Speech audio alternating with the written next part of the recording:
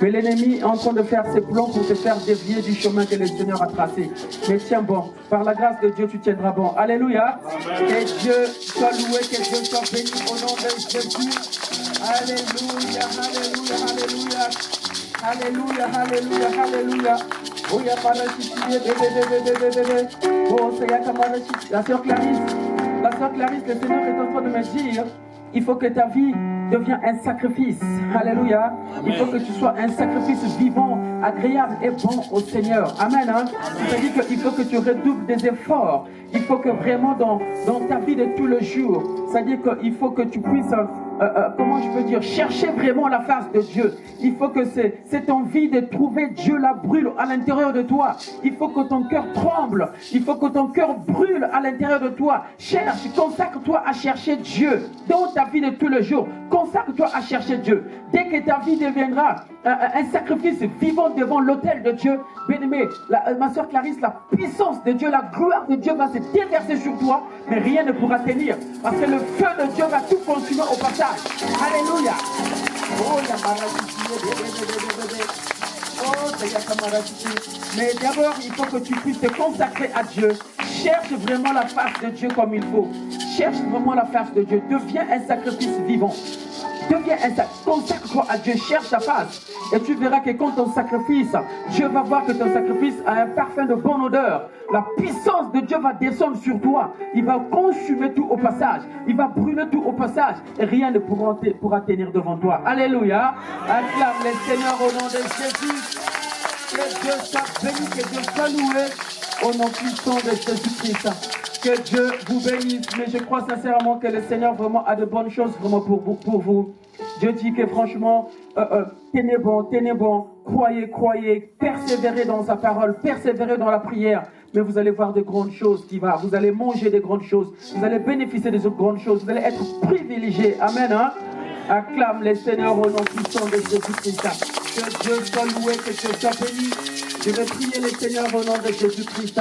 Saint-Esprit, sois loué, sois exalté, sois célébré. Père, que tu es le véritable et le vrai Dieu par le nom puissant de Jésus. Saint-Esprit, nous te recommandons ce moment, oh mon Dieu, mon roi. Père, élève-toi, Seigneur, en ces lieux, Père. Seul ton nom soit élevé en ces lieux. Seule ta présence qui compte en ces lieux, oh Père. Il est temps, Papa, que nous puissions diminuer. Il est temps, Seigneur, que nous puissions disparaître et que toi seul sois élevé. Toi seul sois loué en ces lieux. Saint-Esprit, merci à toi. Merci à toi, oh Dieu. Je me tiens là, Seigneur, comme un instrument, Père. Je me tiens là, Père, comme un canal par lequel, oh Dieu, que tu parleras à ton peuple, Seigneur, comme un instrument, oh Père, que tu vas t'adresser à ton peuple au nom puissant de Jésus-Christ. Oui, Saint-Esprit, merci à toi. Sois élevé, sois loué, sois béni, Seigneur. Père, que tout soit sous ton contrôle, oh Dieu. Père, sois l'alpha et l'oméga, sois le commencement et la fin, sois le premier et le dernier, au nom puissant de Jésus-Christ. Merci à toi, Seigneur, sois béni, sois glorifié, que tout pour ta gloire, que les saints disent Amen. Acclame le Seigneur au nom de Jésus. Acclamons le roi des rois, acclamons l'alpha et l'oméga au nom de Jésus. Que Dieu vous bénisse encore, que Dieu vous bénisse, que Dieu vous bénisse. Alléluia. Oh, que le Seigneur, il est bon. Amen. Hein? Nous pouvons nous asseoir dans sa présence. Il est toujours merveilleux de venir vraiment dans sa présence, venir le célébrer. Alléluia. Après avoir passé une dure semaine, cours gauche, droite, va au travail, reviens. Mais dès que le dimanche arrive, tu viens dans sa présence, tu viens le glorifier, le louer. Ça va te ressourcer pour que dès lundi, que tu attaques encore avec force et confiance. Amen. Hein? Donc voilà pourquoi beaucoup de gens qui n'ont pas le Seigneur, qui sont dans la dépression, amen, même au travail, ils arrivent des fois à se suicider. Mais alors qu'il est au travail, il arrive à se suicider. Il est dans la dépression, arrêt maladie sur arrêt maladie. Amen. Hein? Or, nous avons le Seigneur qui vient ôter ce fardeau. Alléluia. Nous avons Dieu qui on vient se ressourcer à lui. Et quand on reprend le travail, les gens ne comprennent pas d'où on trouve cette force. Alléluia. Acclame ce Dieu au nom de Jésus-Christ. Que Dieu vous bénisse. Alléluia. Merci Seigneur, merci Seigneur. Nous allons prendre notre Bible dans Apocalypse 4, verset 10 à 11. Apocalypse 4, verset 10 à 11. Le dernier chapitre de la Bible. Apocalypse 4, verset 10 à 11. Après, nous allons préparer Jean 4, verset 20 à 24. Qui a besoin d'une Bible? Il y a une Bible ici. Nous allons prendre Apocalypse 4, verset 10 à 11. Et après, nous avons Jean 4, verset 20 à 24.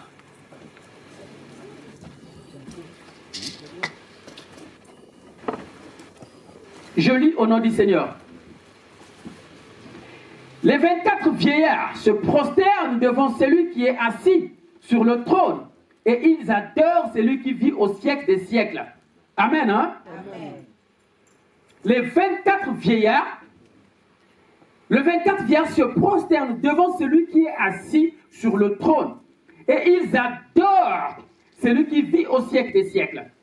Et ils jettent leur couronne devant le trône en disant, tu es digne, notre Seigneur et notre Dieu, de recevoir la gloire et l'honneur et la puissance, car tu as créé toutes choses et c'est par ta volonté qu'elles existent et qu'elles ont été créées. Alléluia.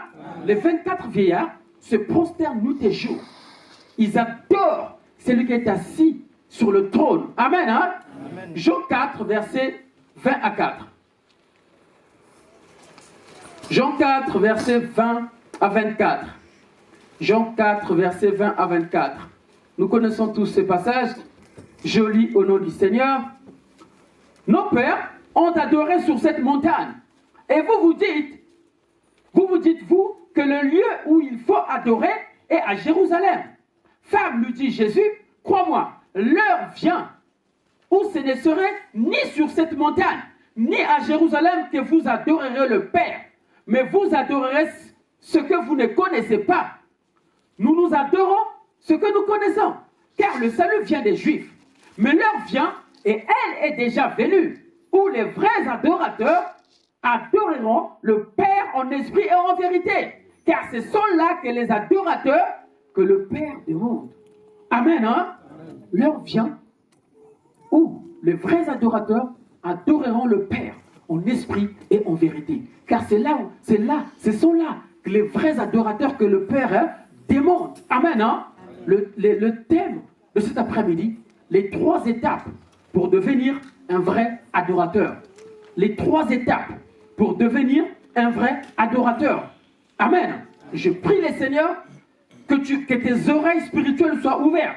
Je prie Dieu que ton cœur soit réceptif. Amen. Hein? Et que cette parole soit comme une sémence qui produira des fruits au moment voulu par le Seigneur, au moment opportun. Mais je prie que ton entendement spirituel s'ouvre cet après-midi au nom de Jésus. Les 3 étapes pour devenir un vrai adorateur. Amen. Hein? Devenir un vrai adorateur, bien aimé, ce n'est pas en claquant les doigts comme ça. Mais c'est un travail. Nous devons travailler pour devenir des vrais adorateurs. Il y a un vrai problème. Il y a un vrai problème. Amen. Hein? Il y a un vrai problème aujourd'hui. Le Seigneur dit, aujourd'hui Dieu est en train de chercher les adorateurs. Les vrais. Il dit encore les vrais adorateurs. Dieu est en train de les chercher. Et le Seigneur décrit les vrais adorateurs. Il dit que Dieu est en train de chercher les vrais adorateurs. Ceux qui vont l'adorer en esprit et en vérité. Ce sont ces adorateurs-là que Dieu est en train de chercher. Beaucoup viennent à l'église adorer le Seigneur. Mais nous sommes aussi beaucoup qui n'adorent pas vraiment Dieu en vérité. Amen. Hein? Amen. Beaucoup viennent adorer le Seigneur dans l'église. Mais il y a aussi beaucoup de faux adorateurs. Je suis désolé de vous le dire. Il y en a beaucoup de faux adorateurs. Voilà pourquoi je prie le Seigneur pour que cet après-midi, que ton entendement spirituel s'ouvre, afin que tu puisses comprendre comment tu peux adorer le Seigneur en esprit et en vérité. Comment tu peux être un adorateur authentique devant Dieu. Comment tu peux être un vrai adorateur devant le Seigneur. Quand Dieu va chercher les adorateurs sur la terre, qui s'arrêtent sur toi de dire que celui-là, c'est un vrai adorateur. Amen, hein? Parce que quand un chrétien devient un vrai adorateur, bien aimé dans le Seigneur, Dieu déploie sa puissance sur lui et rien ne peut résister au passage. Les chaînes sont brisées, les démons fuient d'eux-mêmes. Les démons se sauvent d'eux-mêmes parce que tu deviens un vrai adorateur devant Dieu. Dieu est en train de chercher. Vous savez, beaucoup dans l'église est remplie de faux adorateurs parce que beaucoup disent qu'aujourd'hui, beaucoup croient que l'adoration se limite à chanter des chants qui donnent la chair des poules. Quand on chante des chants qui donnent la chair des poules, les gens se disent, ah, l'adoration, elle était belle aujourd'hui. Ah, le Seigneur était au milieu de nous. Bien aimé le Seigneur, laisse-moi te dire une chose, que l'adoration ne se limite pas à chanter des chants. Amen, hein? Je suis vraiment désolé, ce n'est pas ça l'adoration. Amen, hein? ce n'est pas ça l'adoration. Mais l'adoration va plus loin que ça. Ça fait partie de l'adoration, mais l'adoration, ce n'est pas tout simplement chanter des chants qui donnent des frissons, qui donnent la chair des poules. Ce n'est pas seulement ça l'adoration, mais l'adoration va plus profond que ça. Amen. Hein? L'adoration dépasse ses limites de chanter tout simplement. Amen. Hein? Nous allons prendre un exemple. Abraham, dans Genèse 22, on va pas le lire, je vais tout simplement le citer. Dans Genèse 22, au verset 5, Abraham, Dieu vient voir Abraham. Il dit à Abraham, Abraham, offre-moi ton fils, que c'est celui que tu aimes. Celui que tu aimes beaucoup là. Offre-moi ton fils en sacrifice. Abraham prit son enfant. Il partait maintenant sur le lieu là où il fallait faire le sacrifice. Mais quand vous lisez dans Genèse 22, à partir du verset 7, la Bible dit, arrivé à un certain moment, à un certain niveau, Abraham élève ses yeux, il voit le lieu à distance. Il dit à ses serviteurs, vous, attendez-moi ici, moi et les jeunes, nous allons aller adorer l'Éternel. Et après, nous reviendrons. Mais bien aimé, quand nous lisons l'histoire, il ne s'agissait pas d'aller chanter les chants doux, il ne s'agissait pas d'aller chanter les chants qui donnent des frissons, mais il s'agissait d'aller faire un sacrifice agréable à Dieu. Amen. Hein? Alléluia. Il s'agissait d'aller faire un sacrifice agréable à Dieu. Vous savez, le concept biblique de l'adoration nous amène à un culte. C'est-à-dire que l'adoration, c'est un service que nous faisons quand nous faisons le service à l'église. Alléluia. Mais que ce service-là soit fait par un amour sincère à Dieu. Et cet amour-là qui va se manifester à ton prochain. Voilà la véritable adoration que le Seigneur nous demande. Voilà l'adoration que Dieu nous demande aujourd'hui. L'adoration fait appel à un culte, rendre gloire à Dieu. Amen. Hein? Rendre gloire à Dieu.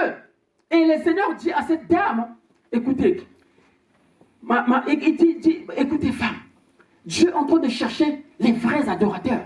Les adorateurs qui vont adorer Dieu en esprit et en vérité. Mais la femme faisait son exposé. La femme dit, mais nous, nos pères ont adoré sur cette montagne. Parce que vous savez, dans l'ancien temps, dans la Bible, quand on parle d'Abraham, quand on voit Jacob, Isaac, tout ce monde-là, ils adoraient sur la montagne. Quand ils avaient vraiment envie d'adorer Dieu, quand ils avaient vraiment envie de rencontrer le Seigneur, ils allaient à la montagne pour aller adorer le Seigneur. Ils allaient adorer Dieu à la montagne. Et à l'époque de Moïse, ils ont installé des tentes. Et après, ils ont construit des temples pour aller adorer Dieu. Voilà pourquoi quand vous lisez dans 1 Samuel 1, l'histoire de Samuel, vous allez voir que la Bible dit que son père Elkana montait au temple chaque année pour aller adorer Dieu et faire des sacrifices. Amen. Hein? Donc, en ce moment-là, pour adorer Dieu, il fallait aller au temple pour aller adorer Dieu. Jésus dit à la femme, écoute-moi, aujourd'hui là où je te parle là, l'heure elle est déjà arrivée. L'adoration de Dieu ne se fera plus sur les montagnes. Adorer Dieu ne se fera plus au temple à Jérusalem. Mais adorer Dieu va se faire maintenant en esprit et en vérité. Amen. Hein?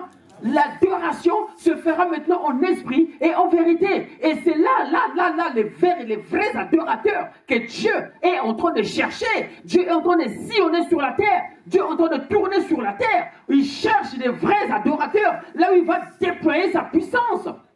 Amen. Hein? Dieu est en train de chercher des adorateurs. Il dit, le temps est arrivé. La théologie que tu avais eue, que adorer Dieu c'est sur la montagne, la théologie que tu avais, que adorer Dieu c'est à Jérusalem.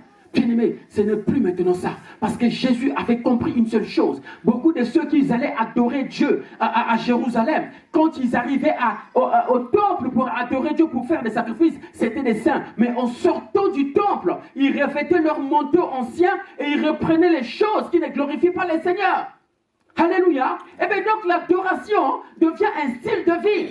L'adoration devient un mode de vie qui est basé sur l'obéissance et l'amour du Seigneur. Alléluia. L'adoration devient un mode de vie. Là, Jésus fait comprendre à la dame, écoutez, l'adoration ne se limite pas seulement à aller louer Dieu au temple, ou bien à aller faire des sacrifices au temple, mais l'adoration va plus loin que ça. L'adoration doit être un mode de vie. C'est-à-dire que dans tous les jours de ta vie, tu dois adorer Dieu. Amen. Hein? Dans ta vie de tous les jours, dans ton comportement, dans ta façon d'être, dans tes habitudes, dans tes attitudes, il faut que tu adores Dieu. Et c'est ça, c'est là, les vrais adorateurs que Dieu cherche. C'est là les vrais adorateurs que Dieu cherche. Dieu n'a pas seulement besoin des adorateurs, des faux adorateurs qui viennent à l'église. Ils revêtent le manteau de sang. Tu le vois saint, mais en sortant, il enlève le manteau de saint, il prend le manteau de loup ravisseur. On ne se moque pas de Dieu. Dieu voit tout. Amen, hein? Dieu voit tout. Voilà pourquoi la femme dit, Jésus dit à la femme, acclame le Seigneur au nom de Jésus. L'on ne se moque pas de Dieu. Dieu voit tout. On ne se moque pas de Dieu. Dieu était fatigué de cette situation. Il dit, Seigneur, leur apprend une autre chose. Il dit, non. Écoutez, votre façon d'adorer là, vous pensez que vous êtes en train de mentir à Dieu, mais Dieu voit tout. Mais écoutez, votre adoration là, ça fait de vous des faux adorateurs. Vous savez, les faux adorateurs, ce n'est pas ceux qui adorent les idoles pour être appelés idolâtres. Non, ce n'est pas eux. Mais les faux adorateurs se trouvent à l'église. Amen, hein? Se trouvent à l'église. Mais c'est ceux qui n'adorent pas Dieu comme Dieu le veut. Amen, hein? C'est ceux qui ne font pas de l'adoration un mode de vie, un style de vie. C'est ceux-là qu'on appelle des faux adorateurs. Ce sont des chrétiens. Ils viennent à l'église, mais ils ne savent pas comment adorer Dieu réellement. Certainement, eux, pour adorer Dieu, ça se limite à chanter. Ils viennent pour louer des chants qui donnent des frissons. Pour eux, c'est l'adoration. Bien-aimé, Dieu t'appelle faux adorateur. Et Dieu veut que tu puisses aller plus loin que ça. Amen, hein? Amen. Dieu veut que tu puisses aller plus loin que soi.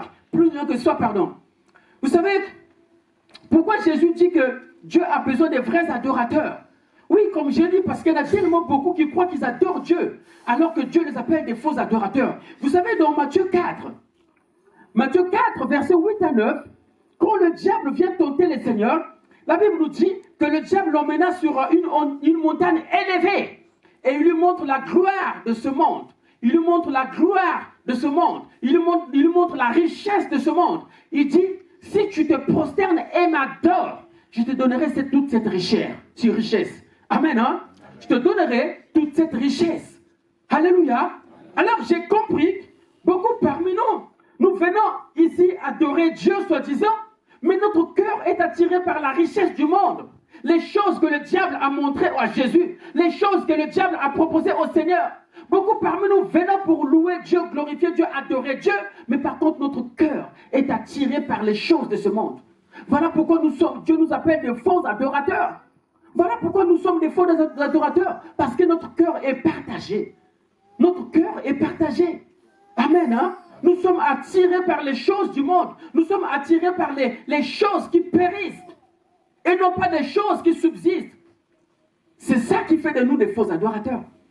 C'est ça qui fait de nous des faux adorateurs. La preuve en est que si Dieu vient aujourd'hui, il te dit, écoute-moi, mon fils, ma fille, j'aimerais que tu puisses prendre tout ton argent là, donne ça aux pauvres. Viens et suis-moi. Tu vas voir que ton visage va changer tout de suite. Tu vas dire que ce n'est pas Dieu. Non. Ça, ce n'est pas Dieu. Dieu ne parle pas comme ça. Dieu ne parle pas comme ça. Amen. Dieu ne parle pas comme ça.